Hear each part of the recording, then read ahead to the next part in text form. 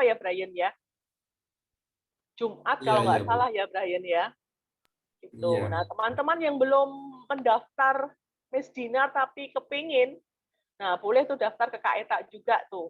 Kak Eta juga bisa nanti mendata teman-teman yang mau bertugas sebagai Miss Dinar atau yang mau sebagai organis punya bakat bermain organ juga boleh nanti daftar ke saya juga bisa nanti saya sampaikan ke Kak Olive yang bagian mengatur jadwal untuk organis. Jadi banyak sekali partisipasi yang bisa dilakukan oleh teman-teman. Seperti itu ya, kurang lebihnya. Nah, mari kita awali pertemuan pada malam hari ini, pertemuan perdana mentor pembekalan Duta Ekaristi pada malam hari ini. Kita siapkan hati dulu, mari kita awali dengan doa. Dalam nama Bapa dan Putra dan Roh Kudus. Amin. Terima kasih ya Allah Bapa yang Maha Pengasih untuk segala rahmat, karunia, serta penyertaan-Mu sepanjang hidup kami. Terlebih Engkau telah mengumpulkan kami di Zoom meeting ini bersama dengan teman-teman rekat, juga kakak-kakak pendamping. Berkatilah acara kami dari awal hingga akhir, sehingga kami dapat mempersiapkan diri sebaik-baiknya menjadi duta-duta Ekaristi bagi teman-teman rekat di Paroki Salib Suci. Berkatilah juga Kak Sevin yang akan menyampaikan materi pada malam hari ini, dan juga berkatilah hati dan pikiran kami masing-masing, sehingga apa yang disampaikan oleh Kak Sevin benar-benar dapat kami terima dengan baik dan dapat kami implementasikan nantinya pada kehidupan pelayanan kami. Berkatilah dari awal hingga akhir acara ini, semoga juga teman-teman yang masih belum bisa hadir, Kau berikan kesehatan, Kau berikan kesembuhan dari sakitnya, sehingga dapat berkumpul bersama kami nanti di pertemuan-pertemuan selanjutnya. Seluruh doa dan permohonan ini kami haturkan kepadamu dengan perantaraan Kristus, Tuhan, dan pengantara kami. Amin. Kemuliaan kepada Bapa dan Putra dan Roh Kudus, seperti pada permulaan, sekarang, selalu, dan sepanjang segala abad. Amin. Dalam nama Bapa dan Putra dan Roh Kudus. Amin. Sebelum dimulai oleh Kak Sevin, ada yang mau ditanyakan kah? Dari teman-teman? Jadi nggak boleh malu-malu ya. Kalau jadi duta, nggak ada acara malu-malu. Kalau ada yang mau ditanyakan, silahkan langsung ditanyakan.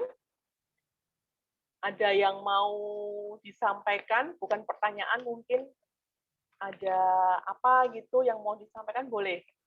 Belum Kak Sevin menyampaikan materi. Brian, ada yang mau disampaikan? Enggak ya? Oke, baik. Kalau nggak ada yang ditanyakan, boleh monggo silakan Kak Sevin dimulai sesi yang pertama ini. Terima kasih Kak Indri. Selamat malam teman-teman. Selamat malam. Senang bisa melihat kita semua berkumpul di sini. Nama saya Sevin. Saya bertugas mendampingi teman-teman rekat di wilayah Paulus. Saya di lingkungan Paulus 2. Hari ini saya akan membawakan materi pengantar mengenai Ekaristi. Jadi seperti tadi yang disampaikan Kak Indri, kita ada 8 atau 11 pendampingan, 11 minggu nanti ke depannya. Dan itu urut. Yang pertama ini mengenai apa itu Ekaristi, lalu besoknya mengenai liturgi, ada misa, terus ada warna liturgi, dan sebagainya. Lalu ada APP, kalau nggak salah 5 kali, lanjut sampai bulan Mei, bulan Maria. Nah, selama masa pendampingan ini, selain kita ada kelas semacam ini, itu nanti juga ada kegiatan. Jadi kegiatannya ya seperti biasa, teman-teman misa, lalu ada tugas di dalam misa itu, entah jadi misinar, entah jadi dirijen, kur, organis, atau tatip.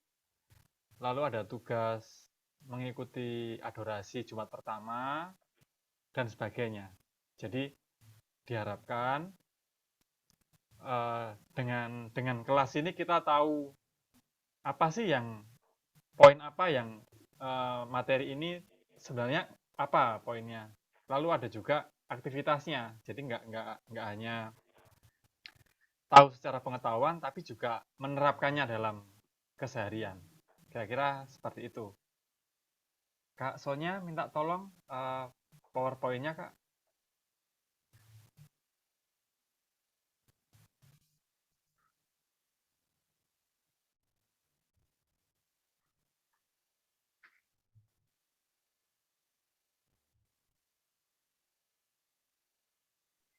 Saya nggak bisa share screen, Kak.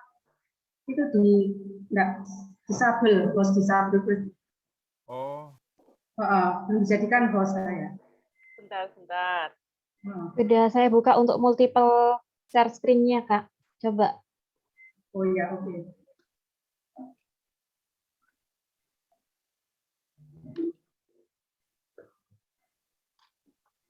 Sudah kelihatan ya?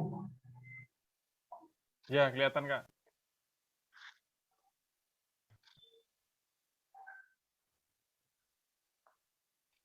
Mengenai Ekaristi, itu halaman kedua, Kak. Next langsung aja.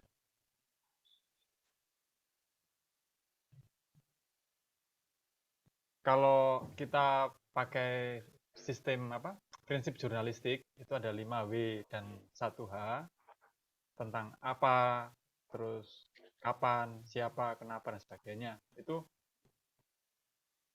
pada saat pelajaran agama, kelas waktu SD dulu, sekarang waktu SMP, itu lebih kurang ya sudah dibahas sebenarnya.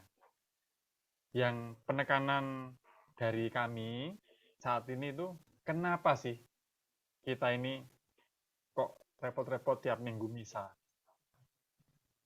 Jadi penekanan pada kenapa ini perlu kita ketahui, saya dan teman-teman semua, itu sebagai motivasi untuk, oh karena ini maka saya harus ikut misa. Karena mau tidak mau itu misa wajib tiap minggu itu, kalau kondisi memungkinkan, tidak sakit, tidak cuaca tidak badai, ya harus datang. Seperti itu. Lanjut halaman 2, Kak Sonya.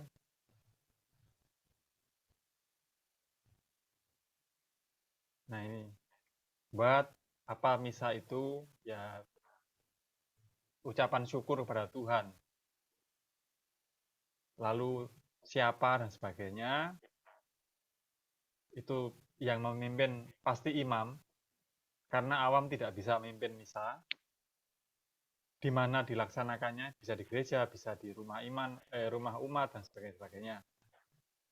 Lalu kapan? Misa itu praktis dalam 24 jam, selalu ada misa. Jadi seluruh dunia itu hampir setiap jam ada misa. Maka praktis bumi berputar ini ada misa tuh setiap jam. Beda-beda time zone-nya. Lalu how? Itu nanti di sesi berikutnya, melaksanakan misa itu seperti apa. Dan sekarang, why? Kenapa kita harus misa? Next, Kak Sonya. Misa Kudus yang sekarang kita punyai itu presidennya, awal mulanya itu dari Paskahnya bangsa Israel di Perjanjian Lama. Jadi waktu itu Tuhan Allah mau membebaskan orang Israel dari perbudakan Mesir, dikasih, nanti baca sendiri di Keluaran, syarat ini, terus intinya pokoknya makan itu dan sebagainya, lalu mereka bisa keluar dari Mesir. Lalu Paskah yang masih sifatnya permulaan ini disempurnakan oleh Paskahnya Tuhan Yesus, dari Kamis Putih sampai Minggu Paskah. Next, Kak Sonya. Nanti ini satu perikop utuh, saya copy paste di sini. kita fokus di yang saya kuning-kuning itu saja. Nanti PowerPoint-nya saya bagikan di grup WA. Jadi teman-teman bisa pelajari sendiri lebih lanjut referensinya. Yang ada hyperlink itu yang bisa diklik itu nanti ngeklik ke webnya Iman Katolik yang buka referensi yang sesuai. Di Keluaran 12 itu menceritakan awal mulanya Paskah pertama, Paskah Israel. Jadi satu perikop itu yang bagian pertama itu yang ngomong Tuhan Allah ke Musa, lalu perikop berikutnya, bawahnya perikop itu Musa memberi instruksi ke warganya, ke umat Israel. Lebih kurang yang saya kuning-kuning itu ada Tuhan mengasih instruksi ada anak domba, jantan, tidak bercela. Lalu disembelih, darahnya diambil sedikit, dibubuhkan pada kedua tiang pintu. Jadi kalau pintu itu kan gini toh, dibubuhkan di sini, dan di atas ambang. Jadi gini, ini. Bentuknya seperti ini. Ini kalau karakter orang Israel, tau. Istilahnya tau. Jadi mirip salib. Itu pralambang pertama bahwa nantinya itu akan ada salib. Entah kapan yang digenapi Tuhan Yesus.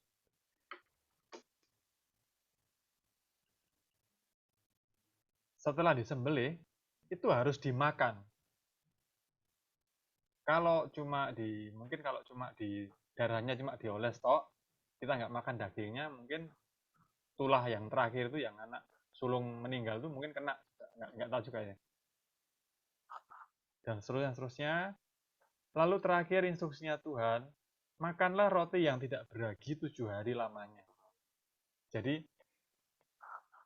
korbannya itu anak domba, darahnya dioles, dagingnya dimakan, dan rotinya dimakan. Setelah melakukan seperti itu, umat Israel tidak kena tulah yang terakhir, yang kematian bagi anak sulung.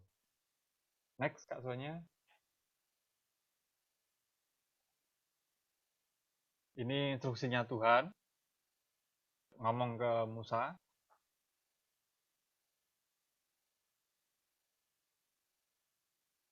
Next, Kak Sonya.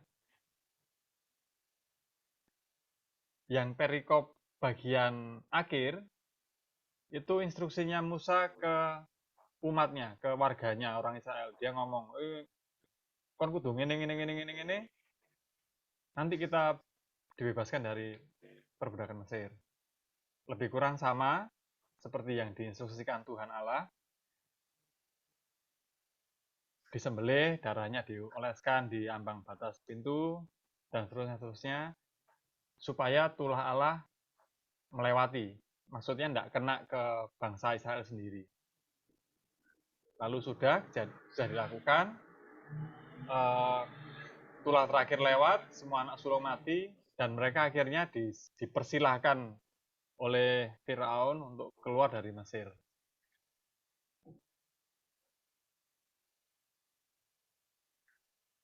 Next, Kak Sonya. Lalu itu selesai Paskahnya Israel. Jadi mereka melakukannya tiap tahun, seperti instruksinya Tuhan Allah. Lalu kita tiba ke Paskahnya Tuhan Yesus. Ini saya kutipkan dari Katekismus Gereja Katolik. Jadi kita punya namanya dokumen Katekismus, itu berisi intisari ajaran gereja, hanya poin-poinnya saja. Jadi lebih kurang seperti ini. Di 638, nanti dibaca sendiri saja ya. Ini saya baca yang kuning-kuningnya supaya waktunya pendek. Janji yang diberikan kepada nenek moyang kita telah digenapi Allah kepada kita, keturunan mereka. Maksudnya keturunan Israel, dengan membangkitkan Yesus. Kebangkitan Kristus adalah kebenaran, di mana iman kita kepada Kristus mencapai puncaknya. dan seterusnya, dan seterusnya. Lalu 1329, perjamuan Tuhan. Yang dimaksud perjamuan Tuhan itu apa? Itu menyangkut perjamuan malam yang Tuhan adakan bersama murid-muridnya pada malam sebelum sengsara, itu Kamis Putih, sampai menyangkut antisipasi perjamuan pernikahan anak domba. Jadi, maksudnya gini, perjamuannya Tuhan Yesus itu mulai Kamis Putih sampai Minggu Paskah itu adalah satu kesatuan yang sekarang kita laksanakan sebagai misa hari Minggu. Itu lebih kurang intinya di 1329 itu seperti ini. Lalu lanjut ke 1330 sebelah kanan, yang saya kuning-kuning ya. Ia menyempurnakan dan melebihi segala kurban perjanjian lama. Ia itu kurban kudus ini, misa itu.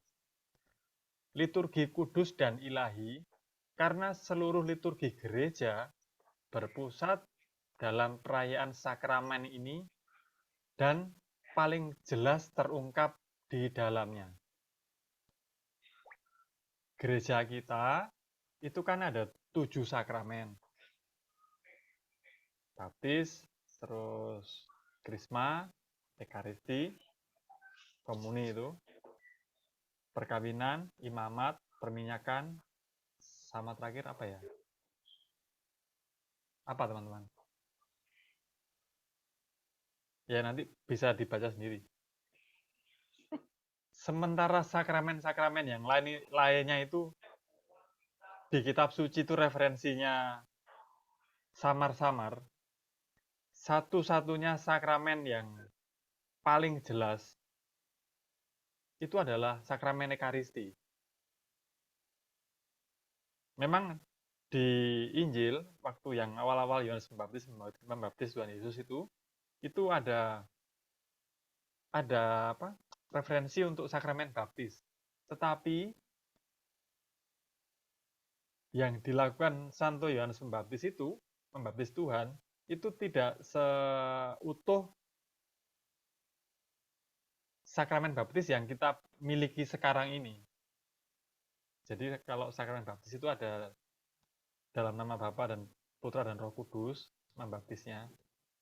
Yang dilakukan oleh Santo Yohanes Pembaptis dulu, membaptis Tuhan Yesus itu agak berbeda.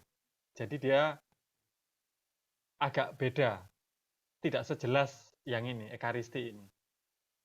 Mulai perjamuan Kamis Putih, yang perjamuan terakhir Tuhan Yesus, sengsaranya hari Jumat, terus meninggal, terus dikubur, Sabtu pagi, Sabat, bangkit. Itu sangat jelas. Hanya sakramen ini yang paling jelas di dalam Injil dan ditulis bersamaan di 4 Injil. Next, Kak Sonya.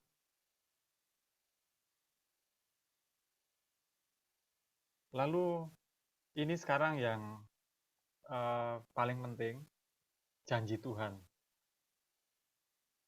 Jadi Ekaristi itu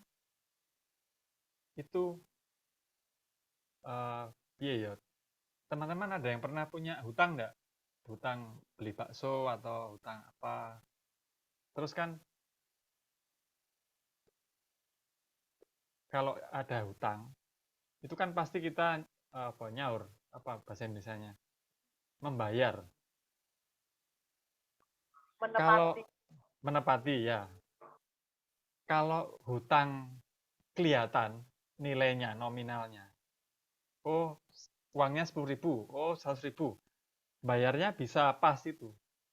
Nah, dalam hal hubungan manusia dengan Allah, hutang kita itu tidak bisa kita bayar. Kenapa? Kalau teman-teman lihat, mungkin pernah baca atau di kelas pelajaran agama atau pas misa, dosa pertama Adam dan Hawa, itu kan dia si Hawa makan buah terlarang. Terus akibatnya kan Adam ikut-ikutan. Terus dua-duanya melanggar perintah Tuhan. Akhirnya buang ke dunia. Dosa pertamanya manusia itu apa? Membuat manusia dan Allah ini terpisah. Dan perpisahannya itu hasilnya adalah kematian. Kita mati secara fisik, terus nanti ya mati secara rohani kalau dosa itu. Urip soro, jadi awalnya Tuhan menciptakan bumi dan segala isinya itu harmonis untuk kepentingan manusia, tetapi karena dosa pertama itu semuanya chaos. Jadi manusia harus mengupayakan apa? Makanan dari ladang, dari ini, terus hewan-hewan sakarepe dhewe, alam tidak bersahabat dan sebagainya. Nah, hutang ini, hutangnya manusia kepada Allah, karena dia manusia, yang memutuskan memisahkan diri itu manusia, bukan Tuhan. Itu tidak bisa ditebus dengan segala macam korban. Yang dikorbankan di perjanjian lama itu darah dan dagingnya hewan, itu tidak nyucuk. Jadi, saking besarnya hutang manusia kepada Allah, segala macam korban yang kita serahkan itu tidak bisa menebus dosa kita supaya kita, jadi kalau ini Allah, ini manusia, kita di level sini. Sebanyak-banyaknya korban, sebanyak-banyaknya upaya kita itu, mentok itu cuma segini. Kita tidak bisa mendekat segini. Supaya manusia itu bisa kembali dirangkul oleh Allah, satu-satunya cara itu Allah Bapa mengutus Tuhan Yesus, putranya, itu turun sebagai manusia, lalu dia mengorbankan dirinya sendiri supaya kita ini bisa mendekat sini. Jadi, sehebat-hebatnya manusia, sesuci-sucinya kita, itu mentok itu segini. Untuk bisa mencapai kesatuan manusia dengan Allah, itu perlu campur tangan Tuhan. Dan campur tangannya Tuhan itu dalam wujud yang kasat mata itu adalah sakramen. Dengan 7 sakramen gereja, itu nanti kapan-kapan dibaca ulang aja. Mari lanjut, next Kak Sonya.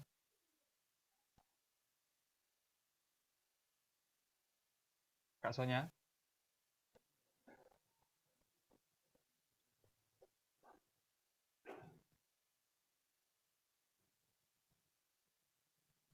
Bisa diklik next Kak Sonya, slide-nya.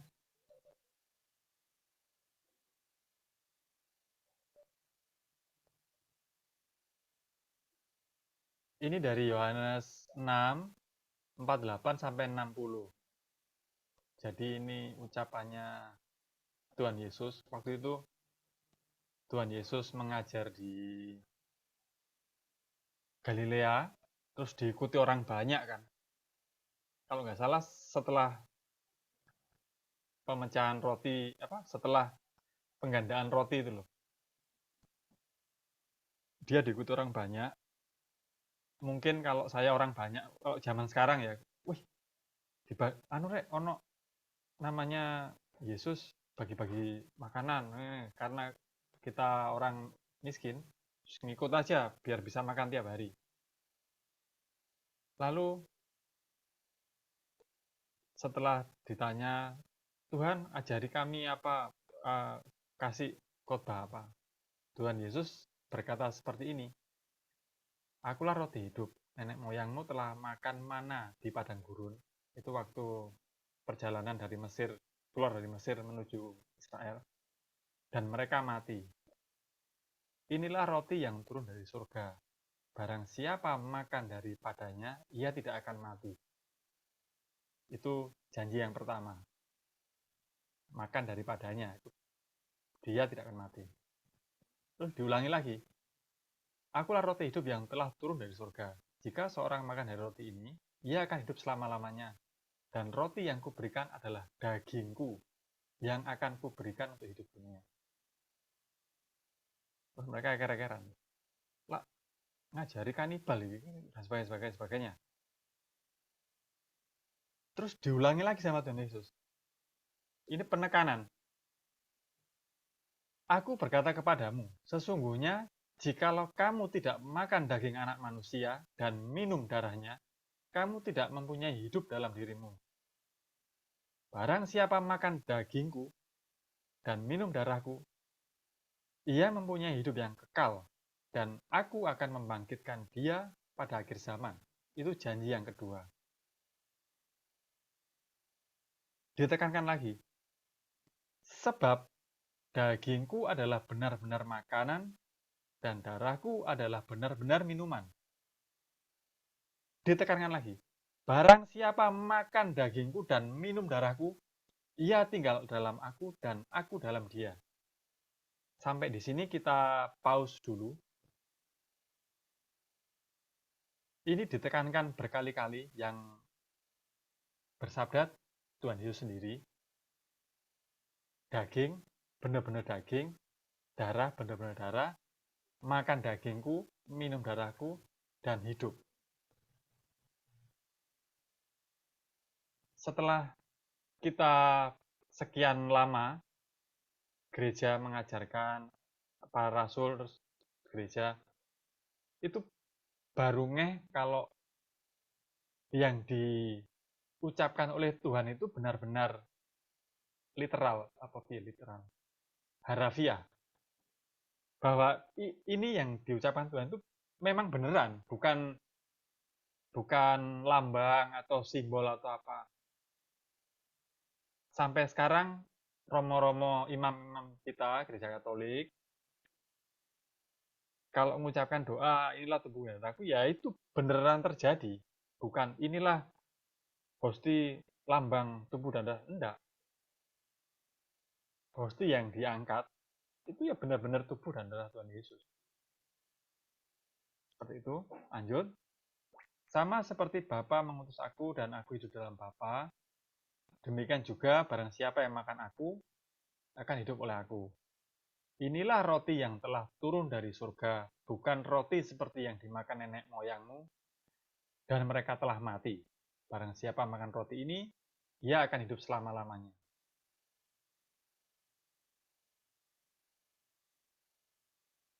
Ajaran Tuhan Yesus yang ini, itu menyebabkan murid-muridnya dan para pengikutnya itu gempar. Karena bagi orang Israel, darah itu sesuatu yang mulia dan tabu, tidak boleh dimakan, diperlakukan dengan baik. Nyembelih hewan itu kebiasaannya mereka itu diwadahi jadi mas darahnya biar tidak keceran, diwadahi di kayak mangkok gitu, terus dimasukkan tanah. Jadi kalau beleh sapi atau kambing, darahnya itu tidak terus dibuang ke selokan itu, tapi dipendam di tanah. Karena ajaran yang ini, ucapannya Tuhan yang ini, muridnya gempar, pengikutnya terus buyar satu-satu. Dari sekian yang kasih makan 5.000 orang itu. Terus hilang dan sebagainya. Mereka pergi, terus Tuhan Yesus, ini yang kunci yang berikutnya. Beliau tanya ke Santo Petrus, apakah kamu tidak mau pergi juga? Santo Petrus itu kan orang polos, dia kuat, karena dia nelayan dan hidupnya sederhana, dia polos. Dia ngomong to the point, Tuhan, kepada siapa kami akan pergi? Jadi kami itu maksudnya Petrus, Andreas, dan saudara-saudaranya itu. Perkataanmu adalah perkataan hidup yang kekal. Dan kami telah percaya dan tahu bahwa engkau adalah yang kudus dari Allah. Jadi, Santo Petrus saking percayanya kepada Tuhan Yesus, walaupun yang lainnya pergi, setelah omongan yang keras tadi yang soal makan dan minum daging dan darah, mereka, Petrus dan saudara-saudaranya, memutuskan, lah apa pergi? Kami percaya bahwa engkau yang kudus dari Allah. Seperti itu. Lanjut. Sekarang, setelah hampir 2000 tahun dari masanya Tuhan Yesus, yang kita tahu sekarang itu adalah Gereja Katolik. Sebenarnya kalau kita baca-baca di kitab suci dan sebagainya itu, kan banyak ajarannya gereja yang kok gak ono nang kitab suci sih, soal iki gak ono dan sebagainya. Harus kita pahami dulu bahwa pilarnya sumber ajaran gereja itu ada 3. Itu yang digambar dengklik apa? Bangku itu loh. Kakinya 3, itu ada tradisi suci, terus kitab suci, sama magisterium. Jadi tradisi suci itu sumbernya dari praktek-praktek ibadat zaman dulu dari para rasul, termasuk di situ ada 7 sakramen, lalu ajaran Bapak Gereja, dan hasil konsili. Lebih kurangnya gini teman-teman, pemahamannya paling gampang. Pernah tahu mama-mama kita bikin resep, masak kue atau masak sayuran atau apalah. Itu kan kalau ditulis itu paling resepnya misalkan sayur sop. Mah, bikin sayur sop gimana sih caranya? Tak tulis ya, Mah. Oh, iya. Kaldu, terus sayurannya ini. Bumbunya merica, terus bawang berambang apa. Yang bisa ditulis itu. Tetapi kalau kita praktekkan tulisannya tok itu resep itu, sampai teman-teman coba lah enggak jadi sopnya. Tidak, ataupun jadi sop tapi tidak seenak yang dibikin oleh mama kita. Terus bagaimana cara bikin sop yang baik dan benar? Ya kita lihat mama kita bikinnya. Mah, aku bikin sop kayak resep yang mama tunjukkan. Kok enggak iso enak kayak punya mama ya? Aku tak lihat mama bikin sop. Ternyata mama kita itu ayamnya diukep dulu dipanasi dulu teman-teman. Apinya kecil sampai keluar kaldunya. Kaldunya ini ditiriskan, sayurnya dirajang, dimasukkan, api kecil, dimasuk bumbu dan sebagainya. Hal seperti itu tidak ditulis. Itu tradisinya mama kita waktu menyiapkan masakan. Jadi, ada hal tertentu yang memang tidak ditulis. Itu praktek yang turun-temurun dan seterusnya yang menjadi sumber kekayaan di keluarga kita dalam hal masakan tadi ya. Itu cara paling mudah untuk memahami kenapa sih kok ada tradisi suci. Ya zaman dulu karena kertas nggak ada, terus alat tulisnya dari kulit domba dan kulit hewan itu kan mahal. Dan orang juga tidak semuanya melek aksara. Makanya ada tradisi lesan itu. Hal-hal yang penting yang ucapannya Tuhan Yesus, terus kemana Tuhan Yesus ngajar selama masa hidupnya, itu yang ditulis dalam bentuk 4 Injil yang sekarang ini. Lalu, hal-hal yang diajarkan oleh rasul-rasul, Santo Petrus, Santo Paulus, terus Santo Yohanes, yang surat-suratnya mereka kepada umat-umat di sini, itu yang di bagian belakangnya Perjanjian Baru itu. Yang memang sifatnya surat. Jadi memang dari awal sudah ditulis. Tetapi, bagaimana cara membaptis orang? Airnya disuntik gini, apa disemprotkan, apa dikecut-kecutkan. Bagaimana cara mengangkat rasul? Jadi kan dulu ada 12 rasul. Terakhir yang mengkhianati itu Santo Yudas. Santo Yudas? Yudas Iskariot. Sisa 11 kan? Lalu nyari gantinya ini siapa? Kan akhirnya ketemu. Itu yang di Kisah Para Rasul itu hanya hasil akhirnya ini. Tetapi tata caranya bagaimana itu tradisi. Para rasul ini itu cikal bakalnya uskup. Jadi pemimpin kita ini uskup, lalu dari sekian banyak uskup ini ada satu uskup yang paling utama, itu uskup Roma, itu Santo Petrus, dan para penerusnya. Lalu dari uskup-uskup ini mereka banyak lokasi tempatnya. Ada ibadatnya mereka sendiri.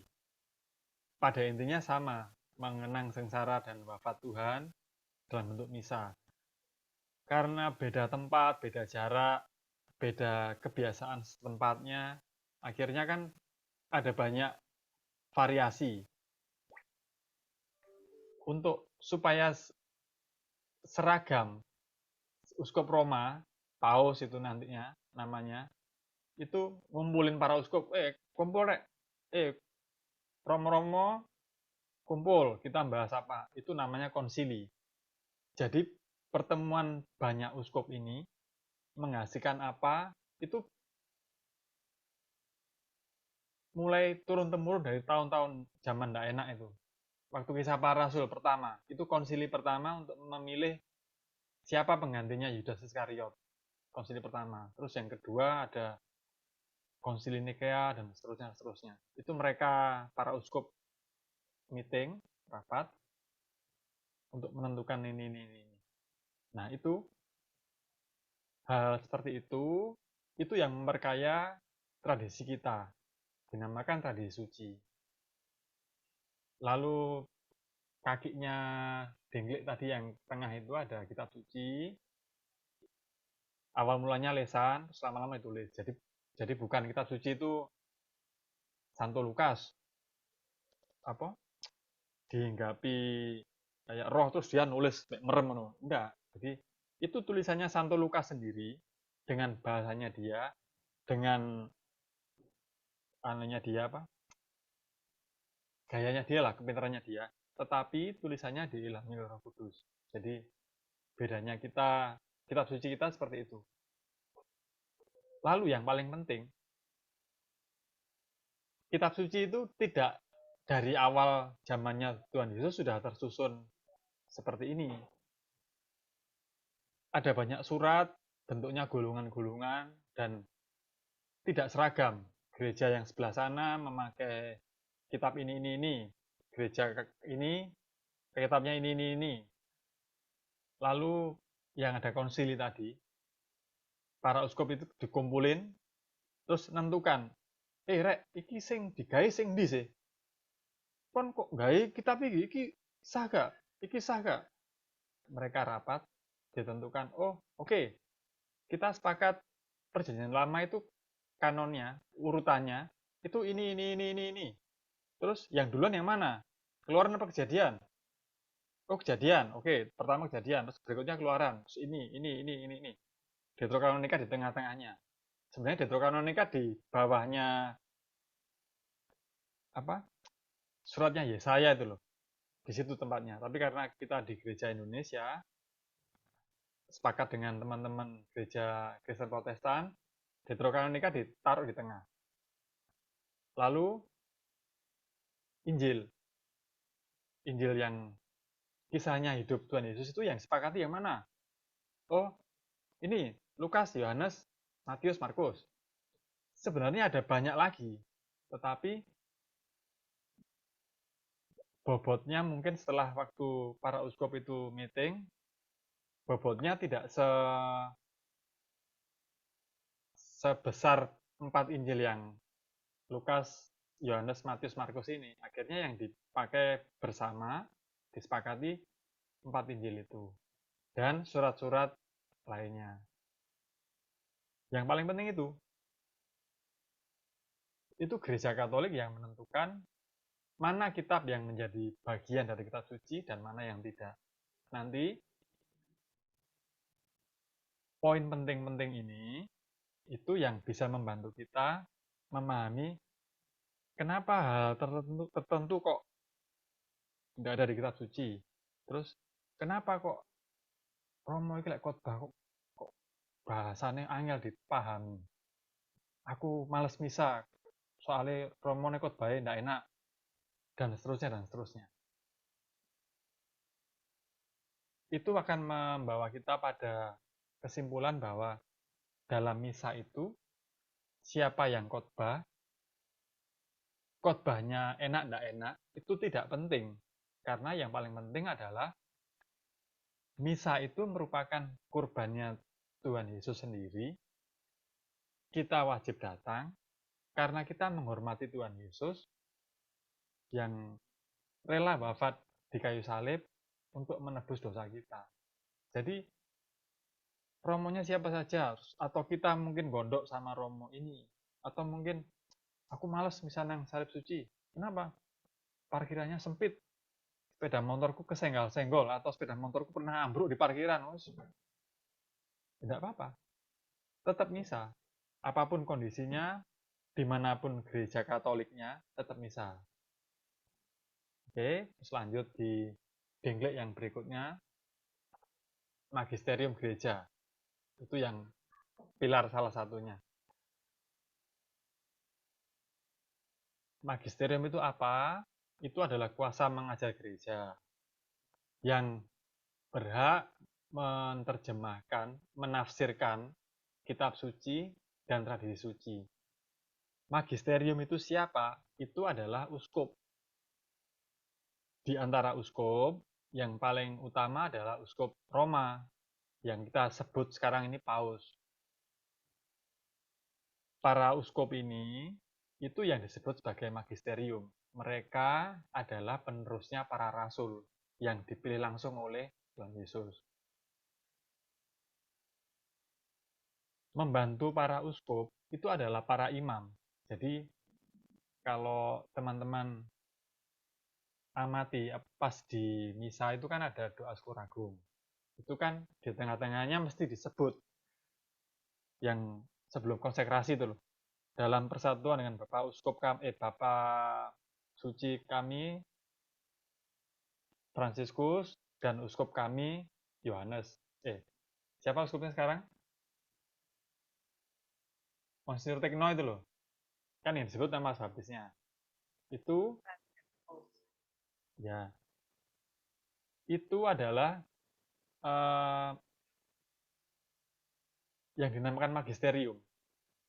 Nanti di Keuskupan Malang, mereka juga nyebutnya tetap Bapak Sucinya tetap Bapak Suci Fransiskus dan Bapak Uskup kami siapa setempat di situ. Itu magisterium untuk wilayah itu.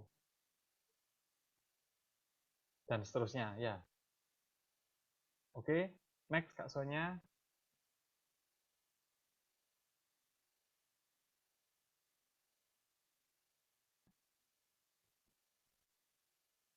Halo, Kak Sonya.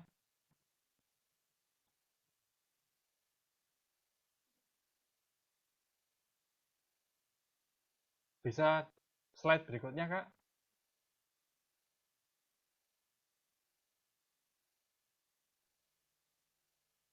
Kak Sonya. Bentar Kak, masih nggak bisa ditekan ya. Bentar Kak ya.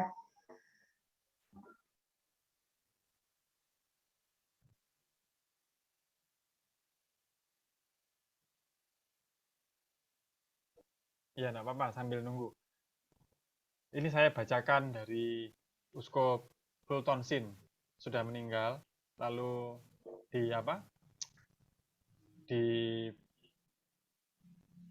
dia menjadi dinobatkan gereja sebagai beato. Ada hal tertentu dalam hidup yang terlalu indah untuk dilupakan, seperti cinta seorang ibu. Oleh karena itu, kita mengenang ibu kita dengan fotonya. Ini anggapnya ibunya sudah meninggal. atau cinta para prajurit yang mengorbankan diri untuk negaranya. Juga terlalu indah untuk dilupakan. Maka kita menghormati para pejuang kita pada hari kemerdekaan. Tetapi, hal terindah yang pernah terjadi di bumi ini adalah menjelmanya anak Allah dalam rupa manusia. Hidupnya di atas semua kehidupan terlalu indah untuk dilupakan. Karenanya kita meneladani keilahian firman-Nya dalam kitab suci dan amal perbuatannya dalam tindakan kita sehari-hari. Tindakan paling agung dalam sejarah adalah kematian Yesus. Semua orang yang lahir ke dunia, mereka lahir untuk hidup. Tetapi Tuhan kita datang ke dunia untuk mati. Dia sendiri mengatakan kepada kita bahwa dia datang untuk memberikan nyawanya bagi penebusan banyak orang. Tuhan tidak meminta manusia untuk menuliskan kata-katanya menjadi kitab suci. Dia tidak meminta agar kebaikannya kepada orang miskin dicatat dalam sejarah. Tetapi ada permintaannya yang spesifik. Dia meminta agar manusia mengingat kematiannya. Dan supaya ingatan kita akan kematiannya tidak ditulis sembarangan oleh manusia, dia sendiri yang mencontohkannya dengan cara yang harus tepat diingat. Peringatan itu dilakukannya pada malam sebelum dia meninggal, yang sejak itu disebut perjamuan terakhir. Dia mengambil roti ke dalam tangannya, dia berkata, "Inilah tubuhku yang diserahkan untukmu." Yaitu diserahkan sampai mati. Kemudian, di atas piala anggur, dia berkata, "Ini adalah darahku dari perjanjian baru, yang akan ditumpahkan bagi banyak orang untuk pengampunan dosa." Ini akan menunjukkan bahwa keesokan harinya, pada hari Jumat itu, akan terjadi perpisahan darah dari tubuhnya, mewakili kematiannya yang datang pada hari Jumat jam 3 sore. Tuhan memberikan dirinya sebagai korban untuk dikorbankan, agar manusia tidak pernah melupakan itu. Tidak ada cinta yang lebih besar daripada seseorang yang memberikan nyawanya untuk teman-temannya. Dia memberi perintah ilahi kepada gereja. Lakukanlah ini untuk memperingati aku. Jumat besoknya, apa yang dia gambarkan pada malamnya, Kamis putih itu, terjadi dengan lengkap saat dia disalibkan di antara dua pencuri dan darahnya terkuras dari tubuhnya. Kan dicambui sama prajurit. Darahnya sepanjang jalan itu berceceran, dia pakai mahkota duri, ngotong-ngotong salib, itu banyak darah keluar. Sudah wafat itu ditusuk lagi lambungnya itu loh. Ya anggapnya habis. Gereja yang didirikan Kristus tidak hanya memelihara sabda yang dia ucapkan dan mujizat yang dia buat. Lebih daripada itu, gereja juga mentaatinya dengan serius ketika dia berkata, "Lakukanlah ini untuk peringatan akan aku." Dan tindakan gereja yang nguri-nguri itu melestarikan. Nguri-nguri kisah sengsara dan kebangkitannya adalah kurban misa, di mana menjadi peringatan akan apa yang dia lakukan pada perjamuan terakhir, malam sebelum sengsara dan wafat di kayu salib, hingga bangkit pada hari ketiga, hari Minggu, hari Sabtu, ya Minggu. Seperti itu ya teman-teman. Yang bagian ini nanti dibaca sendiri saja. Jadi yang gambar dengklik tadi, 3 pilar, itu kan sangat singkat. Ini saya kutipkan apa itu magisterium, apa itu kitab suci, apa itu bagi suci. supaya kita ada wawasan, karena misa itu karena bila kita salah memahaminya bisa bosan. Kok misa itu gak ono ning kitab suci, atau kenapa sih kita kok harus berlutut, kenapa harus berdiri, terus kenapa kok Romo itu bolak-balik ngomong Tuhan bersamamu, terus kita jawab dan bersama rohmu. Nah, apa sih ini gak ono ning kitab suci? Yang kita anggap tidak ada kitab suci itu sebenarnya ada, cuma kita tidak paham atau tidak diucapkan secara eksplisit di kitab suci. Pas doa prevasi yang setelah kredo yang kolekte itu, terus kan ada prevasi yang ada Romo mau apa? Yang mau lagu kudus-kudus itu loh. Kan Tuhan bersamamu, Romo, terus kita dan bersama rohmu. Marilah mengarahkan hati kepada Tuhan, terus kita jawab, sudah kami arahkan. Dan seterusnya. Terakhir itu ada sudah layak dan sepantasnya. Jadi, bahwa misa itu perlu dari sisi kita itu mengangkat hati kepada Tuhan. Gak iso terus ngantuk-ngantuk. Ini misa, pokok misa. Ya, tidak berguna bagi kita nantinya. Next slide, Kak Sonya.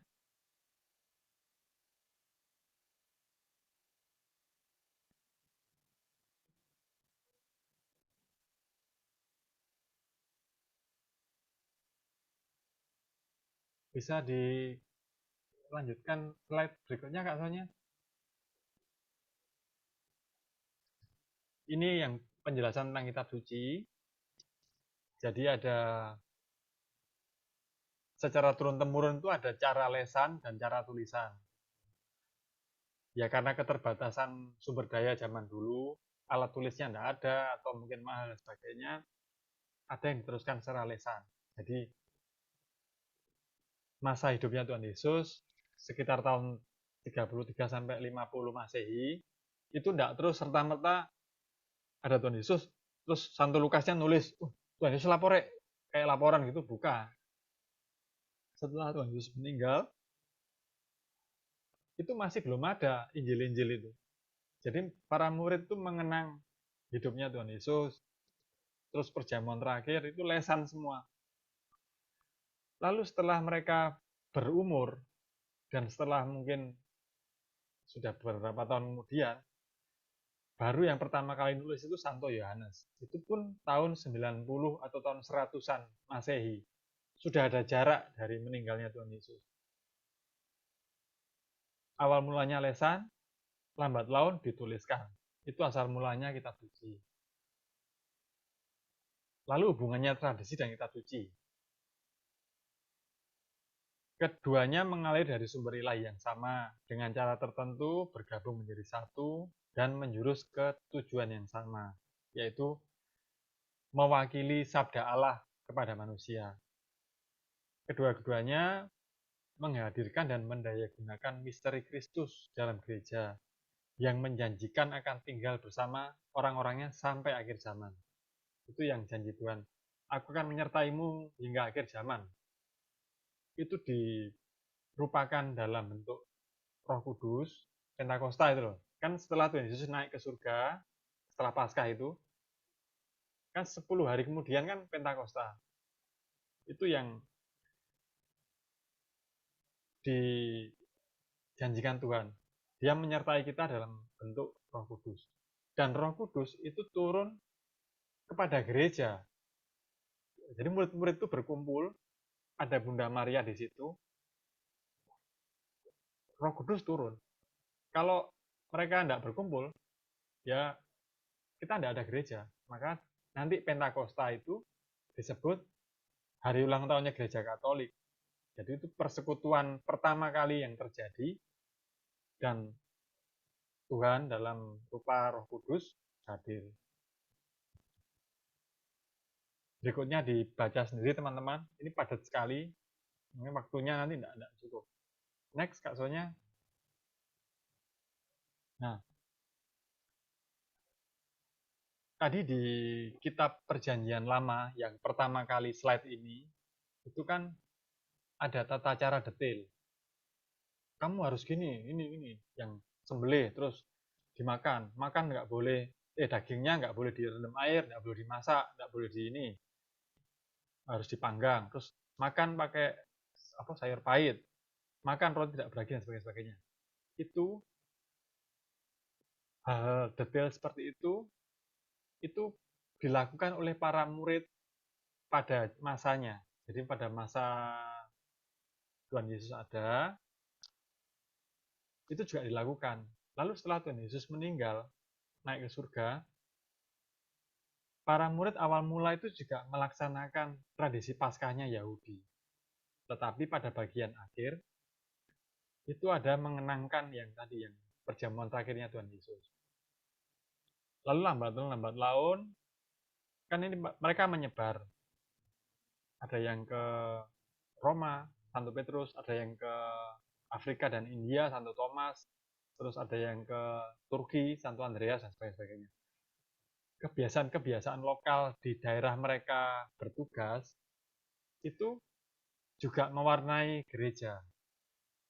Yang kita sekarang rayakan di Indonesia, itu adalah kebiasaan gereja Latin. Jadi dari Roma.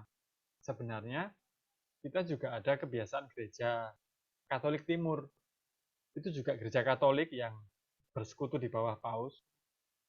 Afrika, Turki, terus Yunani dan sekitarnya. Banyak muatan lokalnya. Tetapi karena misionaris yang tiba di Indonesia ini adalah gereja Barat, Latin, Eropa, maka Indonesia mengikuti ritusnya gereja Latin. Gereja Latin itu ciri khasnya itu pada busananya. Jadi busananya itu awal mulanya itu ya busananya orang Romawi zaman itu. Lalu zamannya kan sudah berubah. Sudah modern, banyak hal yang ditinggalkan. Tetapi busana yang awal-awalnya dipakai oleh para murid di zaman Romawi itu tetap dipertahankan. Akhirnya kita sampai pada masa sekarang ini, ada kasula, ada stola, ada manipel. Manipel udah nggak dipakai, itu kayak stola tapi untuk lengan. Ada kasok, kasok itu dalemannya Romo. Terus ada surplis, ada yang untuk megang itu apa namanya? Apa itu? Besok dilihat aja. Untuk megang monstran, karena nggak boleh pegang tangan. Jadi ada kayak apa ya, Kak Eta? Mungkin Kak Eta yang tahu, nanti tanya aja. Dan sebagainya. Itu nanti dibaca sendiri seperti ini. Ini saya kutip dari Tradisi Katolik, webnya Pak Albert Wibisono. Itu beliau MC-nya keuskupan.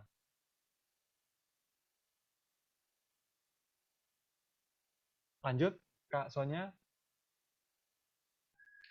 Nah, ini saya ambil salah satu contoh Romo. Bukan karena Romo ini ganteng atau apa, bukan. Jadi, kebetulan waktu kemarin nyari foto, itu yang paling bagus dan jelas ini Romo Kenny ini. Maka saya copy di sini. Itu sikap tangannya, perhatikan saja, bagus. Terus busana imamnya itu kasula, yang kuning itu kasula. Lalu ada super pli yang terawang putih itu. Di bawahnya super pli ada busana yang warnanya hitam. Kelihatan di daerah apa? Paha itu kasok. Kasok itu alba itu loh, teman-teman. Ada yang putih, ada yang hitam. Lalu yang kayak selendang di lutut kanan itu kasula. Itu stola. Dipakai di bawah kasula. Jadi karena misa ini adalah kurbannya Tuhan Yesus, jadi ya busana imamnya tidak bisa sembarangan. terus altarnya juga nggak bisa sembarangan, dan lain sebagainya. Piala-piala yang dipakai, terus pelayannya, misdinar, kur, dan sebagainya, tidak bisa sembarangan. Karena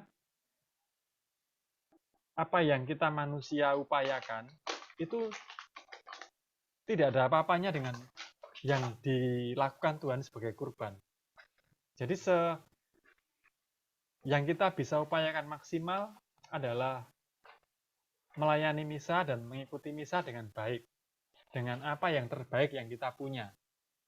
Kalau Romo punya kasulanya mungkin sobek dikit, ya ditambal. Atau mungkin misdinar super ply-nya yang putih-putih, yang kayak baju kompor-kompor putih itu mungkin ketumpahan noda dikit, ya dibaiklin apa gimana sampai putih celing lagi. Disetrika, dirapikan, supaya tidak bisa misa seadanya itu. Karena kita ini membantu kurbannya Tuhan Yesus. Next, Kak Sonya. Nah, ini saya waktu jadi misdinar, itu yang kiri atas, yang di depannya lemari kaca itu sudah bentuk pakaian komplit. Ada yang hitam-hitam itu kasok, terus yang tengah itu namanya slip collar, lalu putih-putih luar itu super please. Yang foto bawah itu memakai kasok. Kasok standar itu beniknya itu 33 biji, teman-teman. Jadi melambangkan 33 tahun Tuhan Yesus hidup di dunia. Dan itu soro makainya. Karena memang benik dikancing satu-satu seperti ini. Tidak bisa di resleting ini. Tidak boleh waktu itu sama pelatihnya. Tidak bisa. Harus dikancing. Loh Pak, kan repot Pak. Kowe dadi misdinar iku cuma ngelayani sak jam, beniknya 33 repot. Lah terus kok pikir Tuhan Yesus meninggal di kayu salib, ngangkuti salib, dipecuti apa enggak lebih repot? Seperti itu waktu itu pelatih saya ngomong, oh iya Pak, siap. Seperti itu. Lalu yang sebelah kanan, itu waktu jadi misdinarnya Romo Ruki.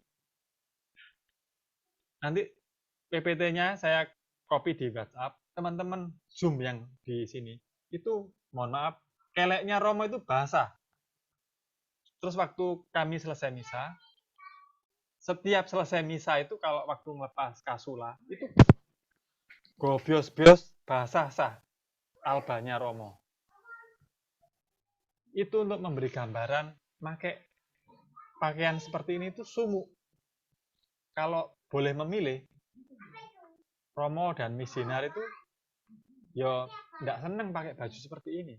Karena yang pertama berat, sumuk, terus nyucinya repot teman-teman. Zaman dulu misdinar itu nyuci sendiri. Sakristan itu yang di belakang itu ngopeni bajunya Romo. Misdinar umban dhewe rek. Kok niku ngawur, apalagi yang kalau megang wiruk yang ada apinya itu. Kepletian kita push up, Pak. Kita push up teman-teman untuk apa ya? Rasa bersalah itu pakaiannya itu mahal dan harus dijaga dengan baik. Kalau yang bagian megang wiruk itu ngawur, bara apinya meletik ke bajunya, itu pertandanya misdinarnya ngawur dan dihukum. Kalau boleh memilih, Romo dan misdinar ini tidak akan pakai pakaian seperti ini. Tetapi karena yang kita lakukannya adalah kurbannya Tuhan Yesus, ya kita taat mengikuti apa yang digariskan gereja. Warnanya harus ini hari ini. Pakaiannya seperti ini. Tidak bisa terus pakai albato, apa stola, kasulato, terus stolanya ketinggalan dan sebagainya. Atau misdinarnya pakai baju yang warna-warni. Ya tidak bisa. Atau altarnya, Romo ini altarnya taplak, tidak ada taplak warna putih Romo, adanya warna merah. Padahal kalender liturgi hari itu warnanya apa? Tidak sesuai, itu juga repot. Oh, sorry. Tabel altar selalu warnanya putih, apapun harinya. Tetapi hiasan sampingnya itu boleh mengikuti warna liturgi hari itu. Next, Kak Sonya. Lalu setelah busana tadi, itu ada bejana suci. Itu yang paling penting adalah bejana suci ini. Itu yang untuk mewadai tubuh dan darah Tuhan. Hosti sama anggur. Bahannya dari tidak boleh, harus kedap air, tidak gampang pecah, lalu dibuat dari logam mulia. Karena kan repot kalau pas ada apa-apa, kecelakaan, guling atau apa, terus pecah, sebagainya ambiar. Atau waktu sibori yang untuk nyimpen hosti itu, ya dari kaca misalkan, terus kesenggol misinarnya atau kesenggol romonya, jatuh ambiar, repot. Karena itu dipakai untuk wadahnya tubuh Tuhan sendiri. Bahkan kalau ada pas komuni itu, ada hosting gelinding, umatnya nerimanya kan bisa pakai tangan, bisa pakai lidah. Nerimanya gemeteran misalkan, terus waktu mau ngambil gelinding, itu aturannya tidak boleh diambil sendiri. Mesti yang pendampingnya AI atau Romo atau misionarnya kalau tahu, itu cuma nunjuk, ini tempatnya yang gelinding itu di sini. Terus Romo atau AI datang, hostinya diambil, terus tackle lantai yang tepat jatuhnya itu ditutupi sama kain purifikatorium supaya nggak keinjak-injak orang. Nanti selesai misa, Romo atau AI akan ke tempat tackle ini itu untuk membersihkan, memastikan tidak ada remah-remah tubuh Tuhan yang kececeran. Bahkan sampai seperti itu. Itu karena kita sebagai manusia ingin menghormati tubuh dan darah Tuhan. Makanya ada persyaratan bahannya harus seperti ini. Logam mulia, tidak boleh pecah, tidak boleh gampang pecah, kedap air, dan seterusnya. Next, Kak Sonya. Lalu ini yang terakhir, itu ada warna-warna liturgi. Jadi warna-warna liturgi itu, teman-teman kan punya kalender liturgi yang dari gereja, yang tiap tahun dibagi terus kita beli itu. Itu ada kode warna di kanan atas. Itu kira-kira melambangkan seperti ini. Kapan pakai hijau, kapan pakai ungu, kapan pink, kapan pakai putih atau emas, dan kapan pakai merah. Jadi yang hijau itu untuk hari biasa, lalu ungu itu untuk masa berkabung, jadi Advent, dan Prapaskah itu ungu. Advent itu ungu karena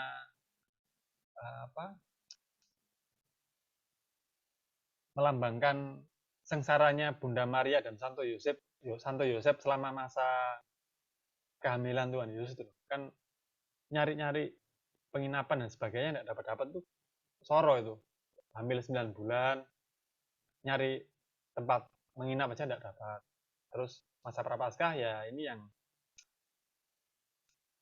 Tuhan Yesus yang puasa dan sebagainya sampai akhirnya meninggal kayu salib.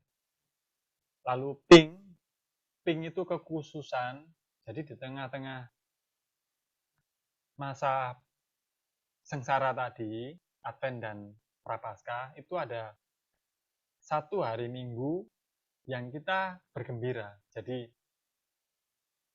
ada harapan. Jadi walaupun soro, itu ada satu masa yang Tuhan ngajak, bersukacitalah, bersenang-senanglah, karena sengsaramu ini akan segera berakhir. Kira-kira seperti itu. Lalu ada pakaian warna putih kuning, itu untuk misa-misa hari besar, lalu misa-misanya santo yang meninggalnya tidak di tidak dibunuh. Jadi santo-santo yang meninggalnya secara alami. Santo Yohanes, bukan Yohanes Baptis, Yohanes murid Yesus yang dikasih itu loh. Itu kan meninggalnya tua. Hari rayanya Santo Yohanes Rasul itu warnanya putih. Tapi kalau yang santo-santo yang dibunuh, Santo Andreas, Santo Petrus, Santo Paulus, kan matinya dibunuh merah karena melambangkan darah yang ditumpahkan. Kira-kira seperti itu. Kayaknya terlalu panjang ya teman-teman ya. Ada yang bingung, atau ada yang tanyakan, atau ada yang mau sharing apa, silahkan. Saya copy ke grup WA ya, PPT yang tadi. Itu nanti link-linknya kalau ada waktu, diklik aja masuk ke website aslinya.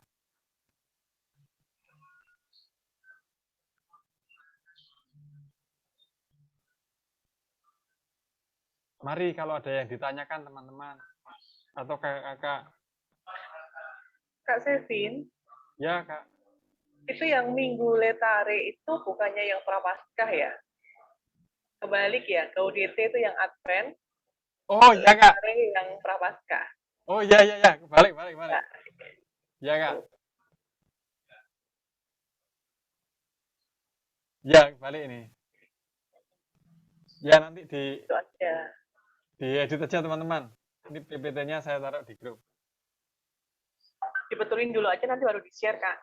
Oh, iya Kak, ya Kak.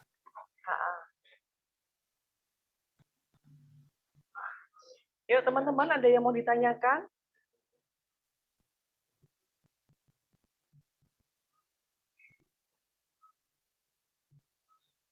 Menarik ya. Jadi misa itu bukan hanya sekedar kita duduk, apalagi duduknya datangnya telat lagi. Nah, itu lebih parah lagi ya. Jadi setiap ritual di dalam misa, mulai dari pembuka, lagu pembuka, kemudian tobat, kemudian puncaknya pada konsekrasi. Nah, itu semua ada pemaknaan di mana itu kita mengulang kembali peristiwa yang dialami oleh Tuhan Yesus, terutama nanti kalau di hari suci ya, kita ada Kamis Putih, kemudian ada Jumat Agung, Sabtu Suci, dan Minggu Paskah. Itu kita ulang lagi di dalam perayaan setiap kali kita mengikuti misa.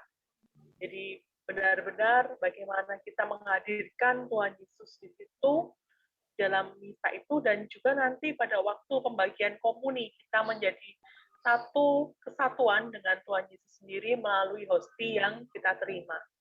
Jadi nanti minta tolong seperti yang disampaikan Kak Sevin tadi, ini karena materinya cukup berat, cukup banyak, jadi tolong dibaca lagi, dipahami lagi, dimengerti lagi, karena kalau diceritakan satu persatu pastinya akan jadi panjang dan lebar, bisa jadi besok pagi baru selesai, gitu ya Kak Sevin ya? Iya Kak. Nah, terutama juga dengan tadi ada sumber-sumber ajaran gereja. Kalau teman-teman hari ini kenalnya hanya kitab suci, padahal ternyata di dalam gereja Katolik ini kita sangat-sangat kaya sekali. Ada tradisi suci, kemudian ada magisterium. Seperti itu. Kitab sucinya aja masih jarang-jarang dibaca, apalagi yang lainnya, gitu ya. Jadi PR kita sebagai murid-murid Kristus, kita harus paham ini. Supaya apa? Supaya kita lebih memaknai bahwa menjadi Katolik itu menjadi suatu kebanggaan, menjadi suatu pegangan hidup yang seharusnya kita bisa yakini itu sesuatu ajaran yang benar.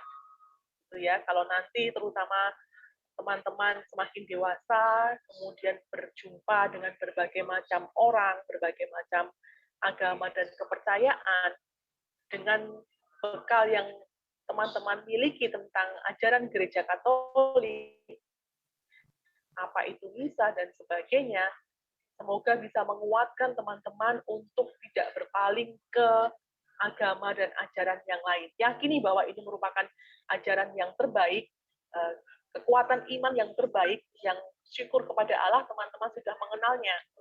Apakah itu mungkin dibaptis mulai sejak bayi, ataukah baru dewasa, atau baru SD, Nggak masalah. Yang penting adalah bagaimana kita memaknai kekatolikan kita dengan paham.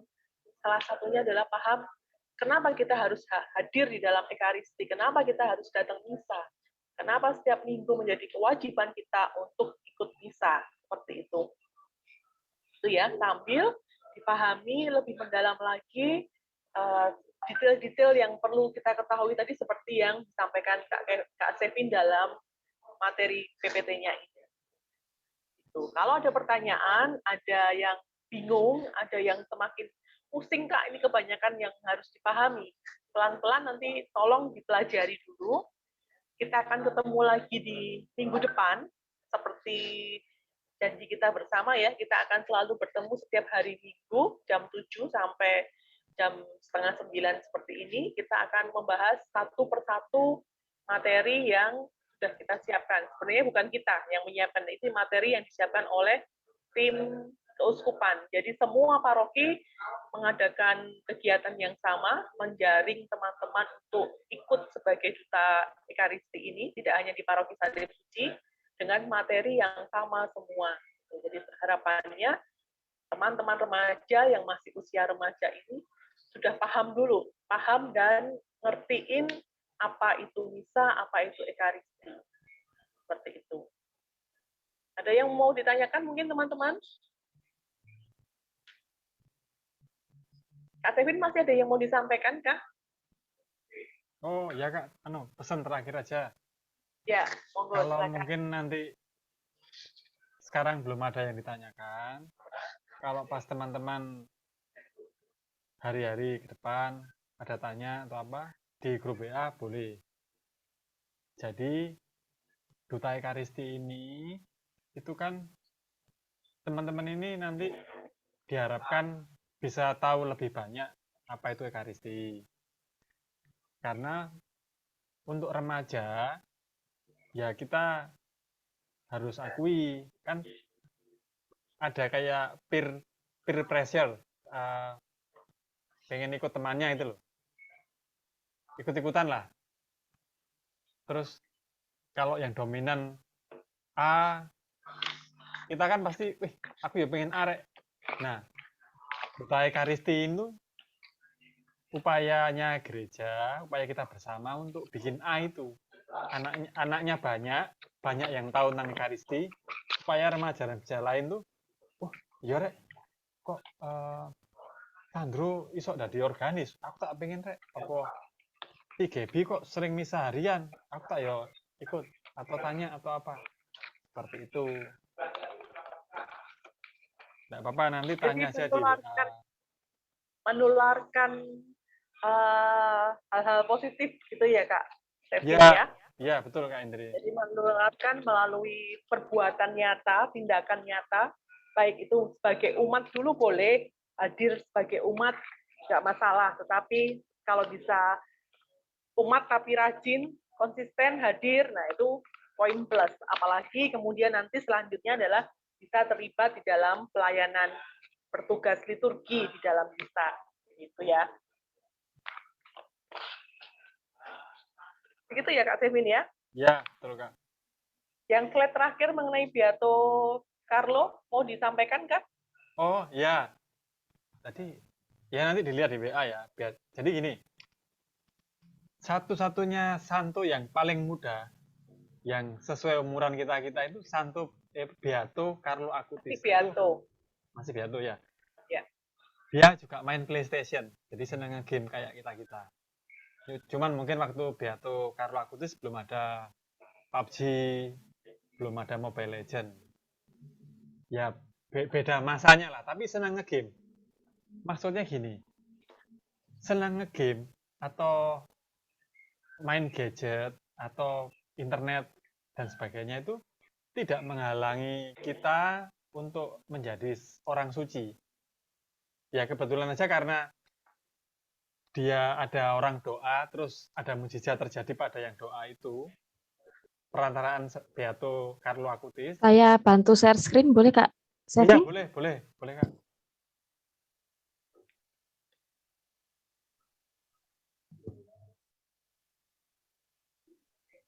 Karena kebetulan ada yang doa lewat perantaraannya beliau, lalu sembuh, makanya diusulkan sebagai beato dan sudah dibeatifikasi.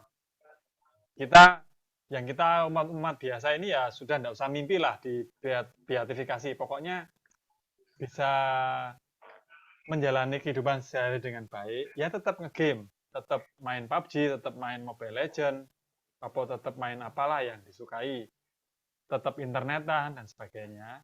Tetapi tidak melupakan kewajiban kita untuk ikut misa dan untuk mendorong sekitar kita, teman-teman muda sekitar kita, untuk melakukan hal yang sama.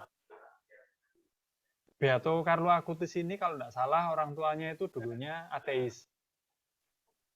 Saya lupa ateis atau Katolik tapi tidak misa, kapal selam itu loh. Cuma Natal dan Paskah tok. Saya lupa. Nanti teman-teman Google aja.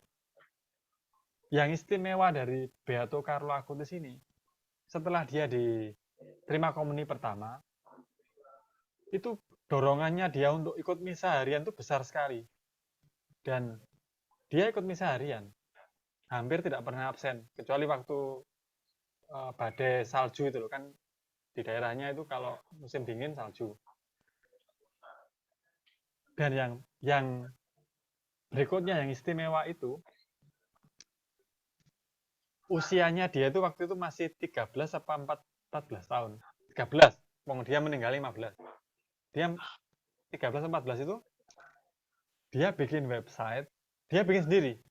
Dia beli domain, bayar, pakai kartu kredit orang tuanya, bikin website. Dia mengumpulkan contoh-contoh mujizat-mujizat Ekaristi di seluruh dunia. Websitenya Carlo Acuti apa? Bahasa Italia. Jadi si anak muda ini, Beato Carlo Acutis ini, dengan gayanya, dengan bahasanya, itu pengen ngomongi ke teman-temannya yang bahasa Italia, lokal situ, contoh-contoh mujizat Ekaristi. Jadi mungkin bagi si Beato, kan ini proyeknya dia pribadi. Selain untuk membantu beliau mengimani Ekaristi, juga untuk membantu teman-temannya yang lain. Nah ini, itu biografi singkatnya. Itu web yang dia bikin, carloacutis.com. Itu isinya katalog mujizat Ekaristi dan kegiatannya. Tapi bahasa Italia, sayangnya bahasa Italia. Terus meninggal umur 15. Lalu, ini, dibeatifikasi tahun 2018. Jadi, barusan. Dan dimakamkan itu masih pakai sepatu Nike. Kan memang dia anak sering aktivitas fisik, sepedaan, lari-lari dan sebagainya. Dia namanya anak muda lah, banyak aktivitas fisik. Ya, dimakamkan dengan outfit yang kesenangannya, ya. Sneaker, Nike mereknya. Terus jeansnya, enggak tahu merek apa, sama hoodie. Tapi waktu yang di makamnya itu hoodie-nya dilepas. Nanti di Google aja, Carlo Acutis. Itu makamnya sudah dibuka, ditaruh di kaca. Ya, outfitnya outfit yang favoritnya itu. Baju biru yang ada stripnya 3 itu, celana jeans sama sneaker Nike. Itu untuk menyemangati kita bahwa anak muda senang gadget, senang internet, tetap bisa jadi orang Katolik yang baik dan memberi inspirasi untuk teman-temannya. Itu teman-teman. Sudah, Kak Indri? Sudah. Oke, baik. Terima kasih, Kak Devin. Jadi ini satu teladan, satu tokoh yang kita bisa juga semoga bisa terinspirasi gitu ya dengan hidup Beato Carlo Acutis ini, apa-apa yang dia lakukan, bagaimana dia mengisi hidupnya. Umurannya seumuran teman-teman juga, masih 15 tahun waktu itu ya, 13 sampai 15 tahunan lah ya kira-kira. Kemudian dia karena sakit leukemia akhirnya meninggal seperti itu. Nah, bagaimana semoga apa yang dilakukan oleh Carlo Acutis ini bisa menginspirasi teman-teman. Kira-kira apa ya yang bisa dilakukan oleh teman-teman, terutama setelah ini menjadi duta Ekaristi, kira-kira apa yang bisa ditularkan kepada teman-teman yang lain untuk mereka lebih cinta kepada Ekaristi. Itu ya, teman-teman. Jadi materi hari ini kita akhiri sampai di sini dari yang disampaikan oleh Kak Sevin tadi. Nanti akan di-share PPT-nya supaya bisa dibaca-baca lagi karena cukup panjang juga. PR-nya lagi adalah minta tolong dipahami. Apa-apa yang tidak tahu, apa-apa yang kurang paham bisa ditanyakan via WA. Jadi WA yang sudah dibuat itu adalah media untuk teman-teman dan kakak-kakak pendamping bisa saling sharing, tanya, atau mungkin berbagi pengalaman juga. Silahkan disampaikan lewat WA, atau nanti kita diskusi di hari Minggu depan. Jadi minggu depan kita ketemuan lagi seperti ini dengan materi yang lain. Harapannya materi yang hari ini sudah paham dulu, supaya nanti ke depannya lebih mudah untuk mencernanya. Gitu ya teman-teman. Ada yang mau disampaikan?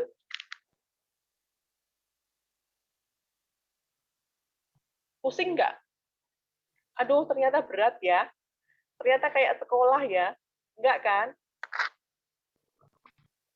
Eugene, boleh cerita Eugene? Kok geleng-geleng kepala maksudnya gimana? Iya pusing banget apa? Nggak pusing sih, Kak. Oke, bisa diterima ya? Bisa. Ya, oke. Mungkin yang punya background sebagai Miss Dinar, beberapa poin sudah ada yang pernah disampaikan mungkin ya dari kakak-kakak senior Miss Dinar. Nah, untuk teman-teman yang baru, benar-benar baru, belum pernah ikut Miss Dinar mungkin, ada istilah-istilah baru, kemudian pemahaman-pemahaman baru. Nah, silakan dibaca PPT nanti yang akan di-share-kan di WA Group. Gitu ya. Untuk kakak-kakak ada yang mau menambahkan? Kakak-kakak yang lain?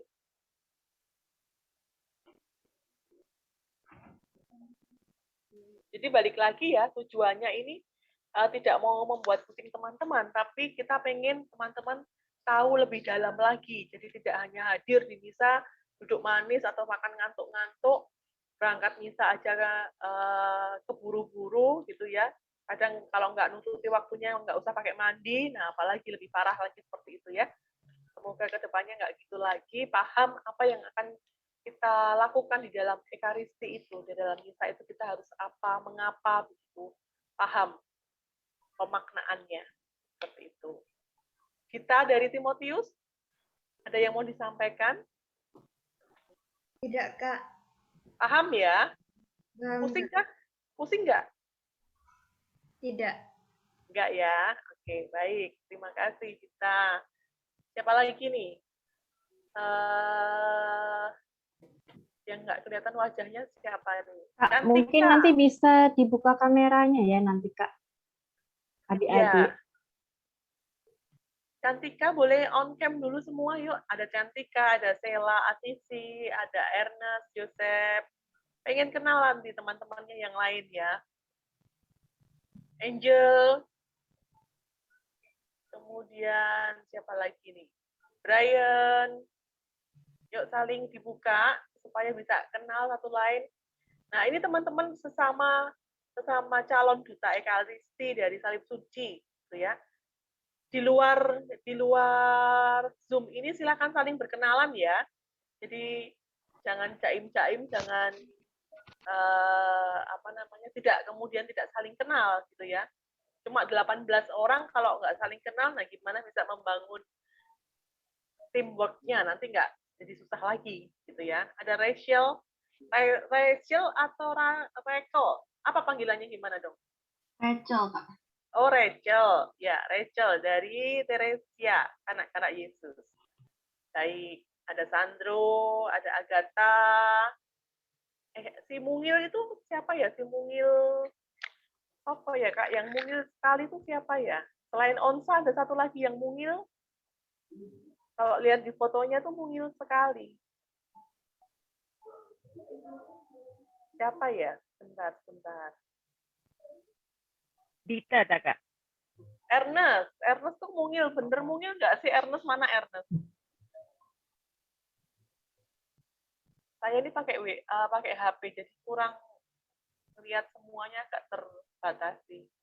Oh, nggak mungil-mungil juga kok ya. Lebih mungilan Onsa ya. Oke, baik. Terima kasih teman-teman yang sudah hadir pada malam hari ini.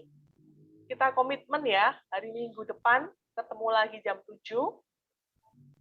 sampai kurang lebih setengah 9 seperti ini ya.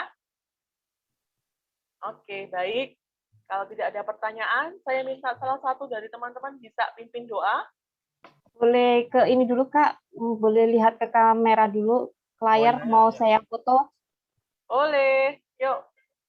Jangan sembunyi. Sela, tolong. Nah, bisa ditundukkan sedikit kameranya. Oke, senyum ya. 1, 2, 3. Oke, terima kasih, Kak. Terima kasih. Ya, Terima kasih, yuk. teman-teman. Siapa yang mau pimpin doa? Boleh? Kalau yang namanya duta tuh nggak ada yang malu-malu, nggak ada yang tersipu-sipu, gitu ya. Harus speak up, berani ngomong, berani bertanya, berani memimpin teman-temannya. Aura nih kayaknya senyum-senyum nih. Boleh yuk? Pimpin doa yuk, Aura. Ayo, Aura, ayo. Teman-teman, marilah kita berdoa dalam nama Bapa dan Putra dan Roh Kudus. Amin. Ya Tuhan, terima kasih Engkau telah melindungi kami dari awal hingga akhir pertemuan ini. Terima kasih ya Tuhan. Amin. Salam Maria penuh rahmat Tuhan sertamu, terpujilah Engkau di antara wanita, dan terpujilah buah tubuhmu Yesus.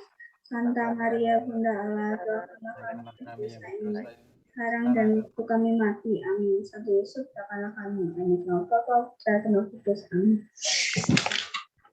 Aduh, berdoanya kok kayak dikejar-kejar Pak Satpam. Jam malam kah? Belum jam malam loh, masih jam 8 lebih 54, belum jam 9 ya. Lain kali kalau doa pelan-pelan, dihayati, nggak usah keburu-buru ya, Aura ya. Iya, Kak. Oke, baik. Terima kasih semuanya. Selamat malam. Kita ketemu minggu depan. Kakak-kakak minta tolong stay dulu sebentar ya. Yang teman-teman rekat boleh silakan meninggalkan Zoom-nya. Terima kasih, teman-teman. Selamat Makasih. malam. Terima kasih Kak, selamat Selamat malam. istirahat. Makasih Kak, selamat malam. Selamat malam semua.